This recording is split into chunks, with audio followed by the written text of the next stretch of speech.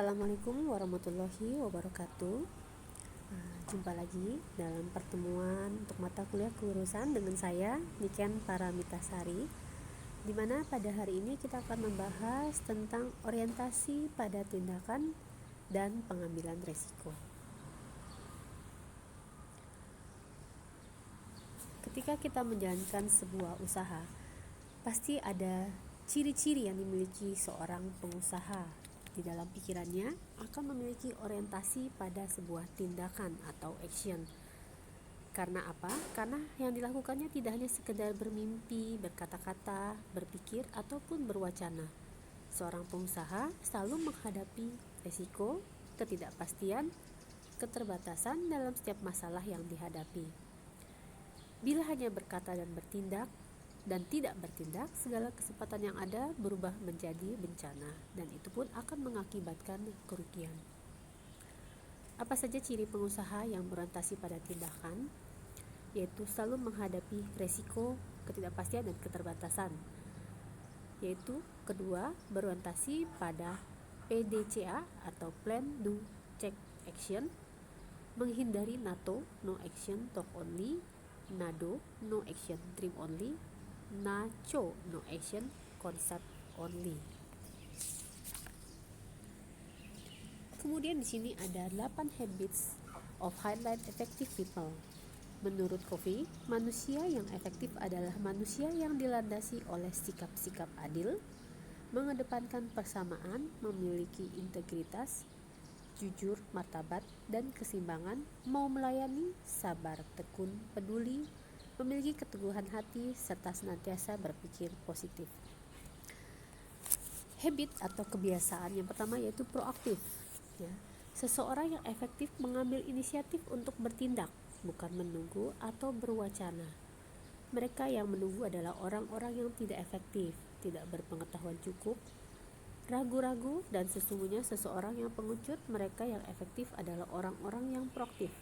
Mereka tidak membatasi diri pada keterbatasan yang ada, tetapi menyadari bahwa mereka memiliki kebebasan untuk menentukan karakter yang mereka miliki. Umumnya mereka tahu persis bahwa mereka tidak sepenuhnya mampu mengendalikan situasi yang berkembang, tetapi mampu menentukan pilihan yang terbaik dengan mantap. Bertindak proaktif adalah mengambil tindakan sebelum sebuah kejadian yang tidak dikehendaki muncul. Contohnya, di sini ada bentuk pola atau kebiasaan. Misalnya pada saat menjelang Lebaran, para pedagang tekstil sudah melakukan stok barang terlebih banyak dari biasanya. Sehingga pada saat Lebaran, di mana ada lonjakan permintaan, dan hal ini sudah diantisipasi. Habit yang berikutnya yaitu goal oriented, bermula dari ujung pemikiran. Manusia yang berorientasi pada tindakan tidak hanya mengejar pencapaian tujuan, akan tetapi juga berburu tujuan yang benar. Bayangkan roh kita sedang menatap jasad kita yang dimasukkan ke liang kubur pada saat proses pemakaman kita. Bayangkan apa yang dikatakan para pelayat dengan jujur tentang kita. Apakah kita senang dengan apa yang kita dengar? Apakah itu yang ingin kita ingat tentang kita? Jika tidak, jelas kita harus mengubah semua tindakan kita saat ini. Kita harus mengendalikan hidup ini. Ini dapat dilakukan dengan menuliskan kembali misi pribadi hidup kita yang menggambarkan tujuan dan citra diri yang kita inginkan. Yang ketiga yaitu mendahulukan hal utama. Kebiasaan ini berkaitan dengan sikap yang mengedepankan prioritas. Seringkali manusia menghabiskan waktu untuk bereaksi atau reaktif pada situasi darurat, bukan menginvestasikan waktu untuk mengembangkan kemampuan dan mencegah situasi darurat tersebut. Manusia seperti ini kurang untuk mengembangkan kemampuan dan mencegah situasi darurat. Memahami perbedaan makna antara urgent dengan important. Urgent adalah situasi yang mendesak, sedangkan penting atau important membutuhkan perhatian yang besar. Berpikir dan bertindak win-win. Bisnis atau berwirausaha pada dasarnya adalah upaya untuk memenangkan kehidupan. Dalam kehidupan sehari-hari, Anda akan berhadapan dengan persaingan dan Anda memerlukan kerjasama dari para pendukung Anda. Siapakah mereka?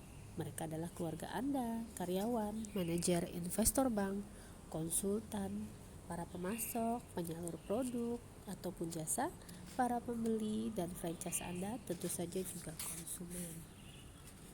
Yang kelima yaitu cari tahu untuk memahami, baru dipahami. Agar dapat mengembangkan hubungan yang win-win, seseorang harus dapat mengetahui apa yang diinginkan oleh pihak lain atau rekan usaha dan apa makna menang bagi mereka. Dalam hal ini, kita harus dapat memahami apa yang menjadi kebutuhan dan keinginan orang lain sebelum mengutarakan tujuan pribadi kita. Dengan demikian, seorang wirausaha harus memiliki keterbukaan atau open-minded untuk mendengarkan dan tidak menolak, berargumentasi, atau melawan atas apa yang mereka dengar dari pihak lain. Yang perlu dikembangkan adalah kebiasaan mendengarkan dengan seksama dan memikirkannya. Dengan kata lain, ada usaha untuk menempatkan diri kita pada posisi orang lain. Sinergi. Dalam berwirausaha, Anda harus mencari sinergi, yaitu suatu total yang lebih besar dari penjumlahan elemen-elemen tunggalnya. Misalnya, ada dua pihak A dan B, dan bila masing-masing bekerja sendiri-sendiri, masing-masing hanya akan menghasilkan 2 buah, dan kalau dijumlahkan A tambah B sama dengan 4. Dengan sinergi antara A dan B, maka 2 tambah 2 lebih besar daripada 4. Inilah yang disebut sinergi. Lawan dari sinergi disebut disergi, yang berarti A tambah B lebih kecil daripada 4. Sinergi yang efektif sangat bergantung pada komunikasi. Seringkali seseorang tidak mau dan tidak mampu mendengarkan lawan-lawannya, serta tidak mampu untuk merespon. Mereka hanya mampu sekedar mendengar dan bereaksi secara refleks. Reaksi yang ditunjukkan adalah reaksi defensif, mutung atau pasif. Juga bertindak melawan atau menghindari dan tidak bersikap kooperatif. Dan komunikasi adalah dua kaki dari hubungan yang bersinergi. Kebanyakan pemula memulai usahanya dengan terlalu memikirkan risiko. Itulah sebabnya banyak pemula yang tidak berani berusaha sendiri, melainkan mencari mitra usaha. Namun saat memilih mitra, perlu dipikirkan sinergi apa yang akan tercipta antara hubungan kemitraan tersebut. Menajamkan ketahanan, fleksibilitas, serta kekuatan. Habit ini berkaitan dengan upaya yang dilakukan oleh seseorang untuk melatih ketahanan, fleksibilitas, dan kekuatannya.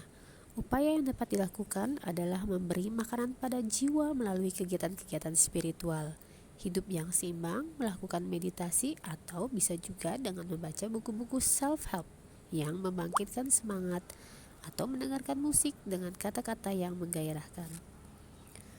Keseimbangan mental dapat mengubah kebiasaan-kebiasaan buruk, seperti kebiasaan menonton televisi berlebihan atau bermalas-malasan. Dengan kata lain, hal ini berkaitan dengan latihan mengembangkan hati, koneksi emosi, dan keterikatan kita pada orang lain. Selain itu, jangan pernah takut salah selama kesalahan-kesalahan tersebut masih kesalahan kecil. Ingatlah, ketika manusia menciptakan pensil, manusia juga membuat penghapus. It's okay to make a mistake. Kesalahan itu adalah kesalahan-kesalahan cerdas yang mengantarkan Anda pada pembelajaran. Kalian juga bisa harus selalu melakukan, memikirkan bukan yang terkuat, melainkan yang adaptiflah yang berumur panjang. Itu pesan dari Charles Darwin. Yang kedelapan, menemukan keunikan pribadi dan membantu orang lain menemukannya. Kebiasaan kedelapan berhubungan dengan perubahan dari perilaku efektif menjadi luar biasa. Untuk itulah seseorang harus memulai dengan menemukan atau mengenali keunikan dirinya. Menemukan keunikan berarti mengenal potensi yang dimiliki yang tersebar pada 4 elemen utama, yaitu pikiran, tubuh, hati, dan jiwa. Jika pikiran terus dikembangkan dan visi yang hebat dapat dirumuskan, maka hal tersebut dapat memampukan seseorang untuk mengembangkan potensi terbesar seseorang, lembaga, atau perusahaan. Memanfaatkan orang-orang, yaitu orang-orang yang mengakui keunikannya dan berbeda dari rata-rata orang biasa. Menurutnya, orang-orang biasa tidak menginginkan pekerjaan yang belum jelas.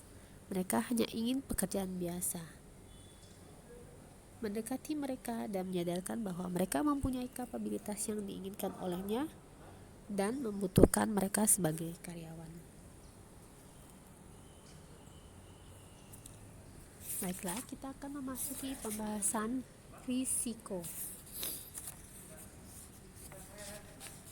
Risiko di mana manusia diciptakan sebagai pemimpin, sehingga dalam kedudukannya itu setiap keputusan dan langkah yang diambil selalu mengandung risiko. Risiko didefinisikan sebagai adanya konsekuensi, sebagai dampak adanya ketidakpastian yang memunculkan dampak yang dapat merugikan pelaku usaha.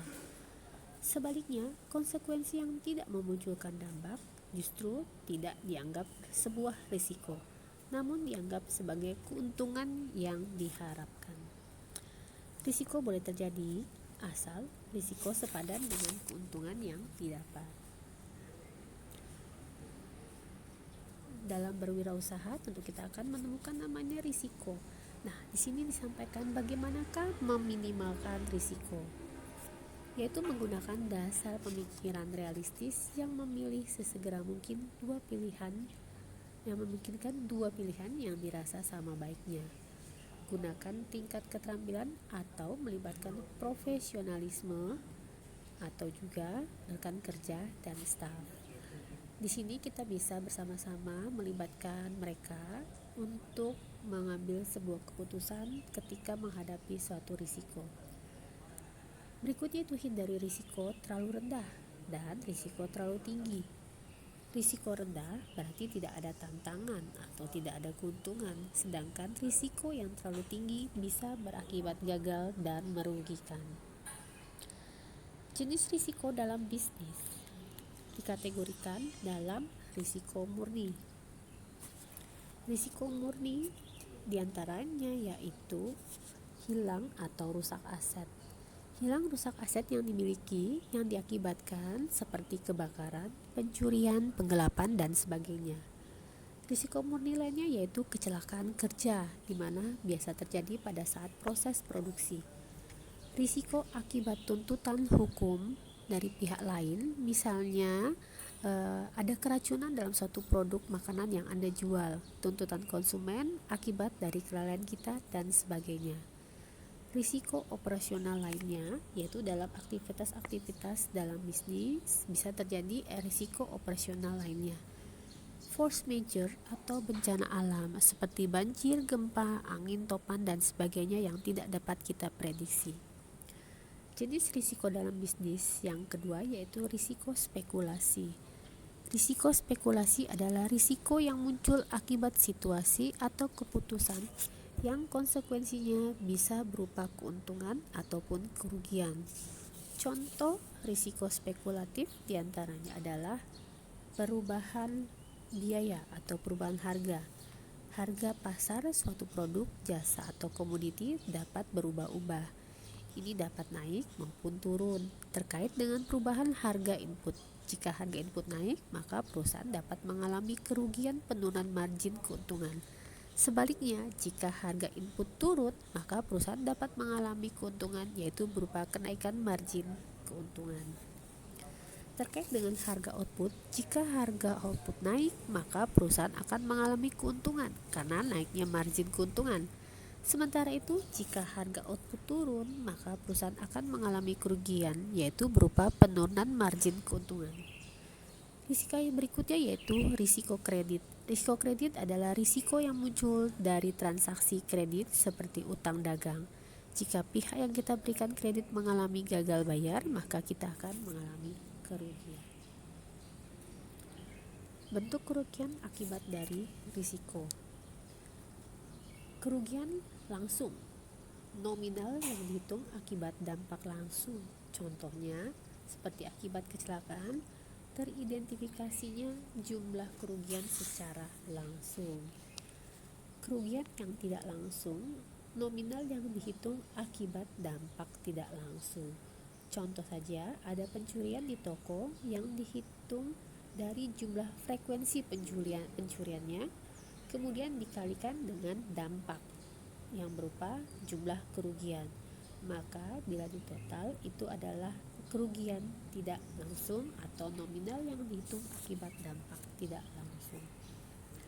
Bagaimana mengelola risiko? Mengelola risiko dengan cara kontrol, yaitu upaya-upaya dilakukan agar probabilitas terjadinya risiko yang kita identifikasi menjadi berkurang. Mengontrol risiko juga dimaksudkan untuk mengurangi dampak yang mungkin terjadi.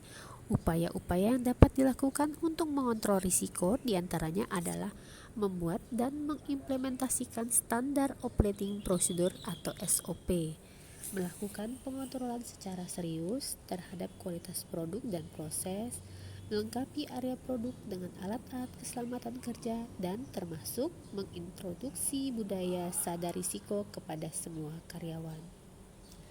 Pengelolaan risiko yang berikutnya yaitu transfer kepada pihak lain. Upaya yang secara sadar dilakukan dengan memindahkan risiko yang kita hadapi terhadap pihak lain. Hal ini dapat dilakukan dengan memindahkan risiko terjadinya kebakaran toko kepada perusahaan asuransi. Sedangkan untuk memindahkan risiko meningkatnya beban biaya tetap pegawai dapat dilakukan dengan kontrak outsourcing. Demikian pula untuk memindahkan risiko tingginya modal kerja kepada konsumen dapat dilakukan dengan meminta pembayaran di awal atau memindahkan risiko tingginya biaya persediaan ke tangan supplier. Biaya sendiri atau risk retention, yaitu upaya mendanai dampak yang ditimbulkan oleh risiko. Dalam konteks mendanai risiko ini terdapat dua cara, yaitu dengan menyiapkan dana cadangan atau allowance khusus untuk mendanai risiko, atau tanpa membuat dana cadangan. Pembuatan dana cadangan tentu akan membuat modal kerja meningkat, sementara jika membiayai risiko tanpa dana cadangan akan menimbulkan risiko baru, yaitu terganggunya kegiatan bisnis yang telah direncanakan sebelumnya.